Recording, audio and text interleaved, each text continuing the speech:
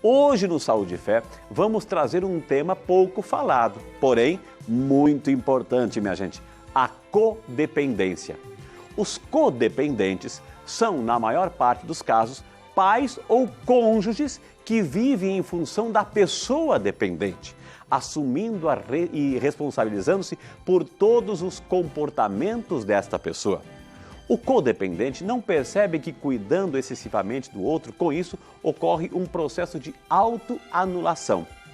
Mas para conversar um pouco com a gente sobre o tema e esclarecer muitas dúvidas, eu e você, vamos receber ela que é psicóloga clínica, a queridíssima doutora Luana Minharo. Doutora Luana, bom dia! Bom dia, Frei. Tudo bem com a senhora, doutora? Muito bem. Como é que foram as festas de Natal, doutora? Muito abençoadas, Celebrou com a família? A Deus. Todos juntos, reunidos. Perspectiva para esse novo ano? Que o ano de 2020 seja um ano muito produtivo, de muito trabalho e que a presença de Deus se manifeste ainda mais nas nossas vidas. Amém, que maravilha, uma mensagem religiosa bonita, viu? Doutora, codependente, o conceito é aquela pessoa que fica em função da outra? É diferente quando a criança nasce que a mãe está cuidando da criança, é diferente? Não é o cuidado, é eu viver em função do outro, eu viver a dor do outro. Né? A codependência de um dependente químico, né? Eu viver em função desse dependente químico não usar droga ou ficar com medo intenso de que ele recaia. Então essa codependência é muito mais do que você ficar vigiando o tempo todo, fica numa neura também aí, doutora? Uma certa perturbação psicológica aí? Sim, é a primeira e a última coisa que o codependente pensa. Então ele vive em função do codependente. Do outro, e se esquece um pouquinho de si. Totalmente. Vamos ajudar ele a cuidar do outro sem anular-se, doutora? Com certeza. Vamos conversar um pouquinho sobre isso? Gente, a doutora Luana já está aqui, o assunto de hoje, codependente. E você na sua casa? Você se sente uma pessoa assim, né? Aí você já começa a dizer, Frei, se eu sair 5 minutinhos da minha casa, essa casa vira-se do avesso. Não é isso também, doutora? Ou também é, né? A dependência química, quando ela se instala numa família, ela destrói, né? Ela destrói os vínculos, ela destrói os laços. A dependência, ela vem arrasando os princípios éticos, morais, sociais, familiares. E a família, ela vive junto, né? Por amor a esse dependente, ela sofre junto. A diferença é que o codependente, ele não faz o uso da substância. Né? Mas ele sofre tão intensamente quanto o dependente químico. E é um amor excessivo, doutora. Ama tanto que anula-se a si mesmo para ficar em função do outro. Exatamente. Então, o codependente, ele acredita que ele é responsável pelo não uso da droga daquele dependente químico. Né? Ele se culpa? O tempo todo. O tempo todo, seja pai, seja mãe, seja esposa, qualquer responsável que assume o papel, ele acha que ele é responsável pelo não uso ou que qualquer recaída que esse indivíduo dependente químico tenha, ele acha que a responsabilidade é dele, que ele falhou. Entendi. Né, para que isso tenha acontecido. Então, é uma dupla falha, pelo que eu percebi aí que a senhora falou. Então, se culpa porque a pessoa chegou naquele estado, o dependente químico chegou naquele estado, então foi eu que não cuidei direito, não amei direito, etc. Vai se culpando. E se aquele dependente faz alguma coisa, comete um deslize, ele se culpa porque não estava presente, não cuidou direito. Sim, exatamente, Frei. Então é um processo de dor intensa, é um sofrimento constante. Por isso que o codependente precisa ser tão tratado quanto o dependente. É como aqueles cuidadores, doutor, que cuidam de uma pessoa, que dedicam o tempo de cuidar de uma pessoa, mas também eles precisam, né? Eles olhar para si, doentes, né? Todos nós temos uma tendência a desenvolvermos transtornos mentais, ansiedade, depressão. Então, se não nos mantivermos vigilantes, essas doenças vão bater na nossa porta. Ele cuida do outro, quem cuida dele, né, doutora? Ninguém, geralmente ninguém. Aliás, ele é muito cobrado, né? Sim, Cobra-se demais dele. Né? Uma cobrança em relação a ele, em relação ao outro. A senhora é psicóloga clínica, doutora. A senhora tem muitos casos de pessoas que visitam assim. Conta um pouquinho, compartilha um pouquinho conosco aí, doutora, situações concretas de mães que chegaram até a doutora, de pais que chegaram até a doutora, ou até de filhos, enfim, algum caos aí interessante para compartilhar para a gente, doutora? São 12... Sem dizer nomes, é claro. Sim, né? São 12 anos de psicologia e 10 de dependência química. Então, eu comecei na dependência química já recém-formada. Entendi. Né? Então, na minha experiência de tratamento ambulatorial e de comunidades terapêuticas por onde eu passei, eu já vi famílias ficarem completamente desestruturadas. Eu já vi muitos maridos que largaram das suas esposas porque as culparam pelo filho ter entrado no mundo da droga. Eu já vi esposas ficarem sem absolutamente nada dentro de casa.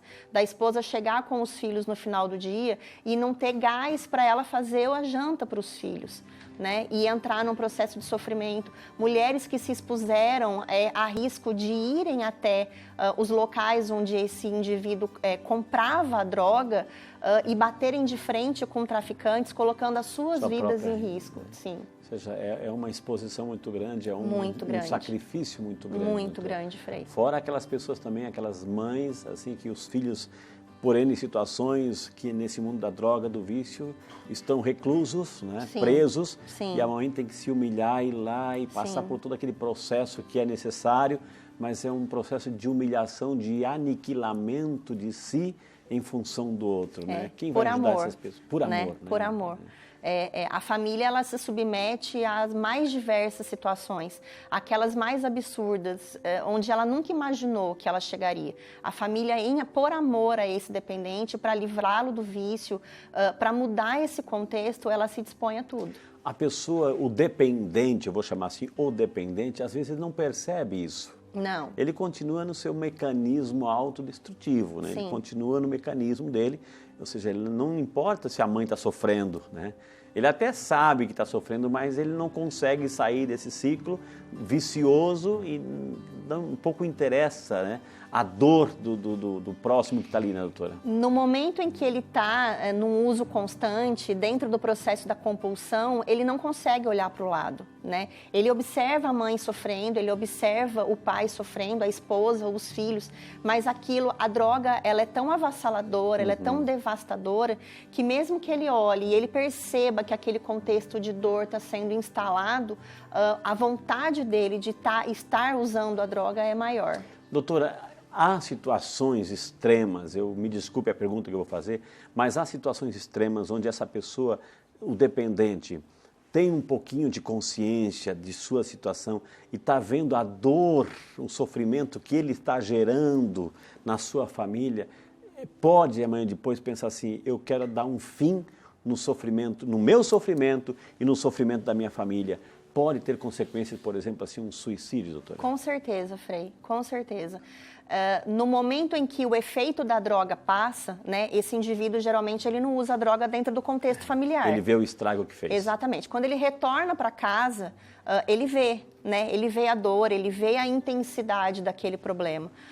E muitas vezes ele não consegue lutar, ele não consegue encontrar dentro dele força suficiente para mudar aquele contexto. O suicídio, ele vem como um pensamento para cessar aquele processo. Né? Então, ele olha para o pai, olha para a mãe, para a esposa, para os filhos, e ele acredita que se ele não existir mais, aquele sofrimento também vai deixar de existir. Na verdade, ele não quer tirar a própria vida, né? Ele quer acabar com o sofrimento. Ele quer matar o sofrimento. Quer acabar Exatamente. com o sofrimento, né, doutora? Sim. O contrário também acontece, doutora, ou seja, a senhora citou assim que muitos pais abandonam as esposas porque as culpam por causa da situação do filho dependente. Assim. Mas quais são as consequências para uma mãe? Ou seja, ela pode sofrer depressão aí depois, ela pode também ter esses pensamentos, né, suicidas aí, doutora? Sim, com certeza. A desestrutura, ela é geral, ela é global. Né? Nós só vamos entender as consequências disso quando o quadro já não tem mais o que se agravar. Né? Então, essa mãe, essa esposa, esse pai, essa família de uma forma geral, ele vai introduzindo, né? Ele vai guardando esse sofrimento dentro dele durante anos e em algum momento esse organismo, né? Vai existir uma reação fisiológica e psicológica dessa dor. Né? Em algum momento esse organismo pode se manifestar, desenvolvendo um quadro ansioso, desenvolvendo um quadro depressivo. Eu conheci uma mãe que ela passou muitos anos... Eu gosto desse exemplos que a senhora dá, doutora? Muitos anos.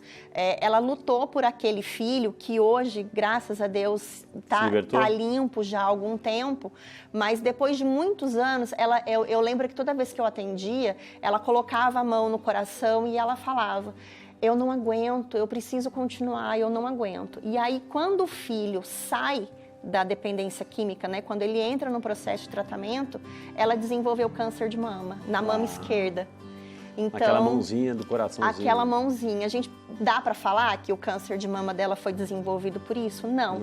Mas ela relatou, né? Ela falou: nossa, eu acho que eu guardei tanta coisa, eu acho que eu vivi tanta coisa. Ali, somatizou tanto, meu organismo de alguma forma se manifestou.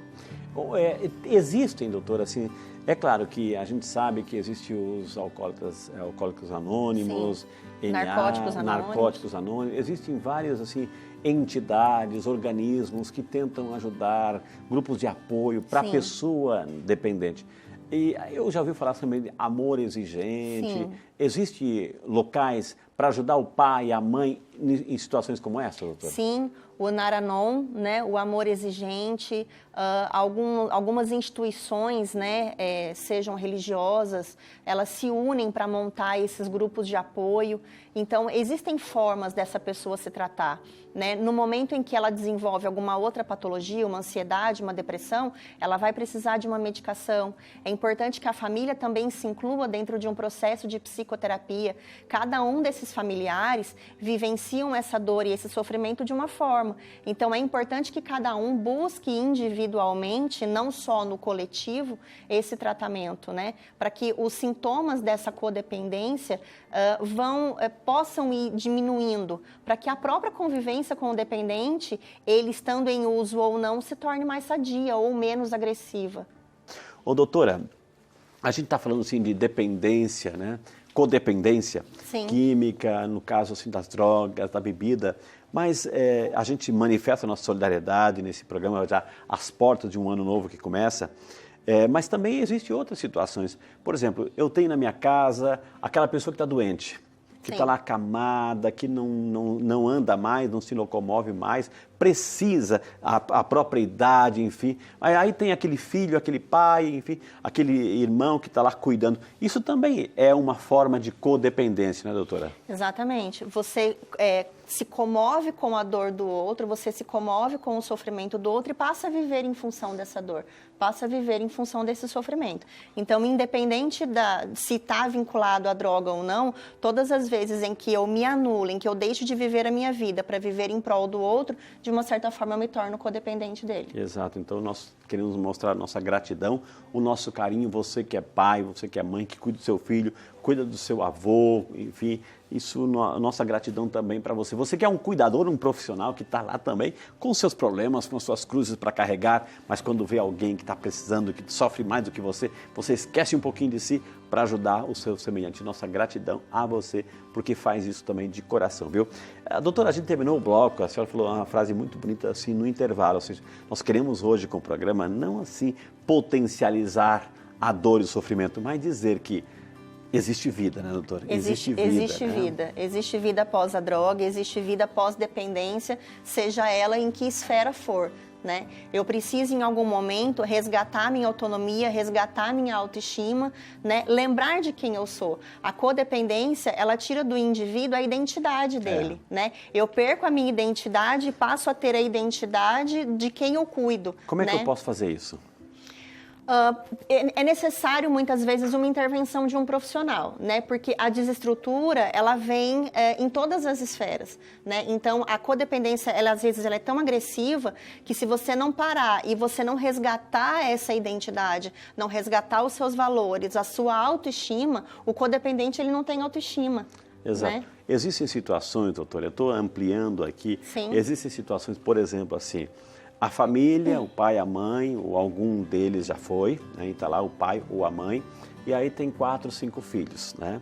Então, de repente, assim, se percebe, isso não é geral, mas aquele jogo de empurra-empurra, né? Ou seja, vai você cuidar do pai, não. Aí tem aquela pessoa que se sente mais comovida e de repente mais tocada e ela dedica mais tempo, ela dedica todo o tempo, enfim, e aí reclama, ou seja, sente, né, essa ausência dos demais irmãos, ou seja, eles abandonaram, sou eu que cuido, ninguém quer saber, jogam tudo para cima de mim. Como ajudar essa pessoa, doutora? Ou essa família também, né? É uma situação delicada, porque essa família está exposta a uma condição que, num primeiro momento, não vai se resolver, né? Quando é uma condição de doença, você vai cuidar desse enfermo até que ele, né, ou chegue o momento da partida dele, ou até o momento em que ele se recupere. Mas é muito importante o codependente estar atento aos sinais, onde ele deixa de viver a vida dele, onde ele deixa de se cuidar para pensar só no outro. Né? Então é importante que a família, quanto mais união, mas quando há união, tudo fica mais fácil. Né? Conversar, dialogar, porque a gente vê, eu como padre escuto situações assim, mas assim você ganhou a casa vai ficar para você, então você que cuida. Não se trata disso, né? Não se trata troca, de um né? bem material, não é isso, não é uma né, troca, doutora? não é uma condição é o amor, de é a troca. história, é o respeito pela história, exatamente, né? Exatamente. Isso é importante. Então pense um pouquinho, o amor, né? Tudo isso que a gente está vivendo nesse tempo de graça, é Natal, é Ano Novo, enfim. Vamos aí colocar as perguntas que estão chegando, a gente agradece de coração. Doutora, a Ingrid Aparecida Matos, de São José dos Campos. Bom dia, Ingrid. Feliz Natal, feliz Ano Novo, Ingrid. Deus abençoe, viu? Como convencer o codependente que ele também precisa fazer a terapia? Pergunta a Ingrid, doutora. Bom dia, Ingrid. Feliz Ano Novo para você. É importante que esse codependente perceba o sofrimento que ele está sendo exposto, né? Então, quem está de fora, muitas vezes, percebe a dor, percebe o sofrimento, percebe a anulação. Então, se você convive com um codependente, pontue para ele que, por mais que ele ame, ele também precisa ser cuidado, né? Não dá para viver somente em função do outro e esquecer de si próprio. Então, o convencimento, ele vem para acabar com aquela dor que está sendo vivida naquele momento. Doutora Luana, mas se o codependente, entendi muito bem o que a senhora falou e é por aí o caminho, mas se ele chega assim, mas como é que eu vou cuidar de mim mesmo se eu sair daqui a pessoa morre, se eu sair daqui não tem ninguém para ficar no meu lugar? A pessoa já introjetou isso, né? Sim. Que ela também, ela já é codependente daquela situação. Sim. A pessoa precisa se libertar da culpa, né? Desse sentimento de culpa constante que ela sente, né? Qualquer coisa que aconteça, né, nós sabemos que tudo está sob o controle de Deus. Né? Exato. Deus está em todos os lugares e está guardando por tudo o tempo todo.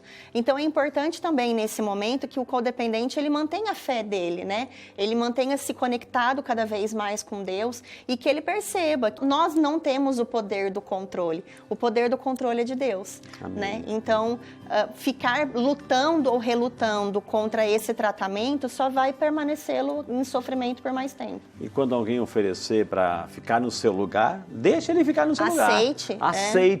Não diz, não, eu não posso sair porque depende de mim. Não, aceite. Vai passear, vai fazer uma coisa diferente, uma atividade diferente, vai passar um final de semana diferente aí, vai curtir um pouco a vida.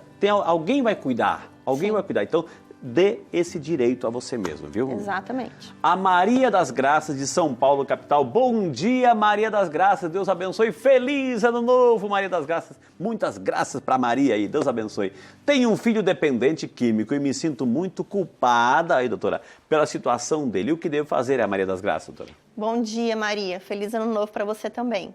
Maria, eu também sou mãe e eu sei que nós mães nos mantemos culpadas o tempo todo por absolutamente tudo que acontece. Da hora que acordamos até a hora que vamos dormir, a gente se sente culpada por alguma coisa que saiu errado, né? A culpa não é sua, Maria. A droga entrou na vida do seu filho por algum motivo, em algum momento.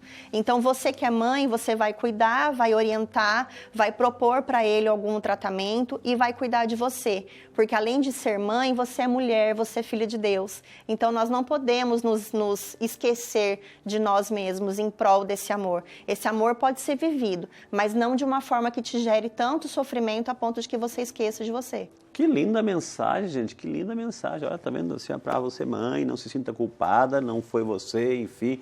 Tem o direito também de dizer que você é uma pessoa uma filha de Deus que merece ser feliz também no teu espaço. Ou seja, faz de tudo para ajudar essa pessoa, ajudar o teu filho, enfim, mas não se aniquile, não se anule. Importante, viu? A Janaína Barbosa, de Ilhabela, São Paulo. Bom dia, Janaína. Deus abençoe. Feliz ano novo para você e para toda a cidade de Ilhabela. Que Deus abençoe. Quando o dependente tem filhos pequenos, como deve ser a postura dos codependentes? É a Janaína, doutora. Bom dia, Janaína. Quando tem criança, né, dentro desse contexto, as coisas ficam um pouco mais acentuadas, né? A criança, ela tem dificuldade de entender. Ou muitas vezes a criança entende até além da conta, né, do que está acontecendo. Nós temos crianças, as crianças hoje são muito espertas, muito atentos. É importante tentar preservá-los, pelo menos das brigas, pelo menos dos grandes desentendimentos, tirá-los de perto no momento em que às vezes a família perde um pouco o controle, né, percebe que aquele dependente naquele momento ultrapassou um pouco o limite e acaba gerando uma intensidade de briga muito grande. Então, às vezes, manter as crianças um pouco mais afastadas não vai resolver o problema, mas pelo menos vai tirá-los dessa exposição. Não expor demais, né, doutora? Sim. O Breno Camargo, de Rio de Janeiro. Obrigado, Breno. Deus te abençoe. Bom dia, feliz ano novo para você, para sua família aí em Rio de Janeiro. Após algumas tentativas de tratamento, meu irmão sempre tem recaídas e não confiamos mais nele. Como resgatar esta confiança? Porque é um fato, né, doutora? É o Breno. Sim. Bom dia, Breno. Isso é o que a gente mais ouve no consultório, no tratamento ambulatorial, né? O dependente perguntando, a minha família nunca mais vai confiar em mim, eu nunca mais vou poder ter dinheiro, receber o meu salário, eu nunca mais vou poder fazer as coisas que eu fazia antes. Infelizmente, a confiança ela é destruída por todo o processo da dependência, né? Mas ela vai sendo adquirida aos poucos, né? Precisa-se desse tempo, precisa-se construir essa confiança novamente. Não dá para a pessoa parar de usar droga e ela achar que ela vai resgatar automaticamente tudo que ela perdeu. As atitudes vão mostrar, as atitudes dessa pessoa, né, exatamente. doutora? A mudança do comportamento, a mudança da postura, a manutenção do tratamento, quando a gente percebe, porque o que um dependente químico faz com muita intensidade? Ele mente. Isso que eu dizia, assim, a mentira faz parte do calendário, do vocabulário, da Todo rotina. dependente mente e manipula a situação para benefício próprio. Tudo é em prol do ganho secundário. Ele se coloca com uma posição de vítima com da certeza. situação, ou seja, isso é técnicas de manipulação. Exatamente. Então, quando a família vai percebendo que os comportamentos que eram frequentes no tempo da adicção, quando a estrutura da vida desse indivíduo vai se alterando, essa confiança vai sendo resgatada. Mas isso precisa de uma palavrinha chamada tempo. Exato, né? Tempo, posturas, atitudes, enfim. Sim. O José Ricardo Lopes, de Barra Mansa, Rio de Janeiro. Bom dia, José Ricardo. Deus te abençoe. Feliz ano novo para você, para o povo lindo de Barra Mansa, no Rio de Janeiro, acompanhando sempre o Saúde e Fé. Como é a terapia para o codependente? Todos da casa devem participar, mesmo que o dependente não queira fazer o tratamento? Pergunta o José Ricardo. É coletivo aí, doutora? Terapia? Pode ser feita em grupo e pode ser feita individual, né? Como nós falamos no começo do programa, cada indivíduo, cada codependente vai sofrer de uma forma, vai ser afetado de alguma forma. Então, às vezes, é importante entender qual é o papel da mãe, como que a mãe se sente. Muitas vezes o pai não tem os mesmos sentimentos, a esposa não tem. Então, é importante entender a estrutura dessa família. A partir do momento em que você constrói essa estrutura familiar e você entende qual foi o papel de cada um, você vai pontuando para cada um deles. Esse comportamento que você teve como codependente foi assertivo, esse não foi assertivo. Olha, ele te manipulou dessa forma, ele não te manipulou, parabéns, você está se mantendo firme e perseverante. Então, dá para se fazer um trabalho em coletivo, mas é importante também entender individualmente o papel de cada um dentro desse contexto. Acho que é importante isso, saber... tem situações genéticas envolvidas, Sim. enfim, familiares, históricos, tem que se conhecer um pouquinho, acima de tudo essa tendência que se tem. É conhecer, é dialogar, tem tratamento para o dependente, tem tratamento para a família também. Trata-se de buscar, né, doutora? Exatamente. Tem vida. Existe vida pós-droga ou existe vida pós-codependência. Amém.